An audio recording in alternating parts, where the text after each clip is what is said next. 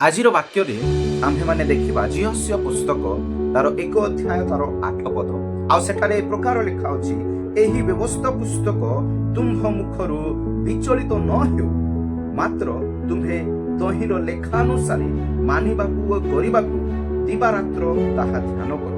ତାହା କଲେ ତୁମ୍ଭେ ଆପଣା ପଥ ସଫଳ କରିବ ଓ ତୁମ୍ଭେ କୁଶଳ ପ୍ରାପ୍ତ ହେବ। ଏଠାରେ ଅତି ସୁନ୍ଦର ବିଷୟ ଜିହସ୍ୟ ପୁସ୍ତକ ମାଧ୍ୟମରେ ଆମେ ଦେଖିପାରୁଛୁ।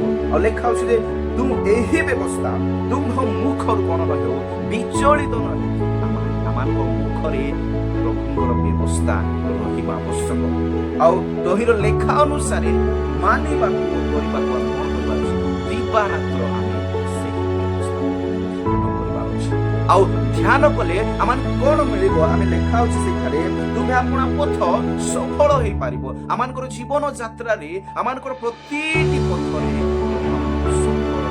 ଯଦି ଆମେ ତାହାଙ୍କର ବ୍ୟବସ୍ଥାକୁ ଧ୍ୟାନ କରୁଛୁ, ତେବେ ଆମମାନଙ୍କର ପ୍ରତିଟି ପଥ ସଫଳ କରିବେ। ଆଉ କଣ କରିବେ? ତୁମେ କୁଶଳ କରିବେ।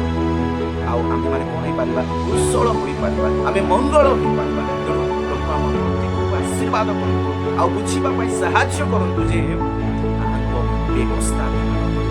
ତାଙ୍କର ବ୍ୟବସ୍ଥା ଅନୁସାରେ ଆମମାନଙ୍କର ଜୀବନକୁ ସଜାଇବା ପାଇଁ ଏହି ବାକ୍ୟ ମାଧ୍ୟମରେ ଆମମାନଙ୍କୁ ବୁଝିବାକୁ ଦିଅନ୍ତୁ ଯେ ସେ ପ୍ରକାର ଆମେ ପ୍ରତ୍ୟେକ ଦିନ ଦିବାରାତ୍ର ଆମେ ତାହାଙ୍କର ବ୍ୟବସ୍ଥାକୁ କରିବା। କାରଣ ଯଦି ଆମେ ଗୀତ ସଂହିତା 1 ଅଧ୍ୟାୟ 2ରେ ଲେଖା ଅଛି ଯେ ଆଉ ଯେଉଁମାନେ ଆଉ ପ୍ରତ୍ୟେକ ଦିନ ତାହାଙ୍କର ବ୍ୟବସ୍ଥାକୁ ଧ୍ୟାନ କରନ୍ତି ସେମାନେ ଧନ୍ୟ ବୋଲି କୁହାଯାଇଛି। ତେଣୁ ଆମେ ତାହାଙ୍କର ବ୍ୟବସ୍ଥାକୁ ଆମେ ଧ୍ୟାନ କରିବା, ତେବେ ପ୍ରଭୁ ଆମମାନଙ୍କୁ ଆଶୀର୍ବାଦ